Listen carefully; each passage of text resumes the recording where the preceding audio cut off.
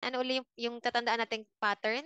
Kasi po, magtatanong, paano tayo gagawa ng sentence? Ang una natin tatandaan, yung mga patterns. Kasi ito yung magsisilbing guide natin para makabuo tayo ng sentence. So, ito po yung unang pattern natin.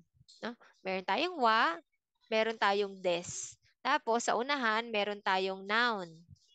Tapos, sa gitna, may noun uli tayo. No? So, paano natin bubuuin yan? Ganito po siya. Yan. So, ito yung unang noun natin. Ito yung pangalawa. Pinagsama. So, sa noun 1, lalagyan natin yung subject na watashi. So, subject mo yung sarili mo. I am. Tapos ito yung pangalan mo kung sino ka. Mike ka.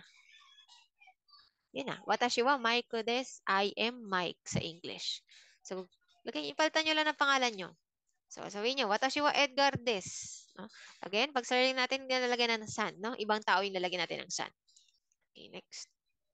Next natin na pattern, okay? Kanina mayroon tayong wa and des pattern natin tinatawag to. Yan, may naka-red.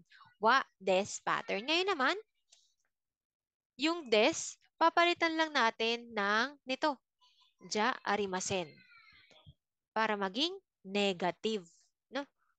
Hindi. Kung ito, ikaw. Watashi wa Mike des. Ako si Mike. Pero dito, ginawa mong negative. Ang negative ng des is ja arimasen. Naging hindi ako. Kung yun yung kung ito yung example natin, no? Kung si I am pa rin, I am Mike. So pag ginawa mo ganyan, watashi wa Mike sanja arimasen. Hindi ako si Mike. Ito yung kanina sinabi ko na. Watashi wa Mike sanja arimasen.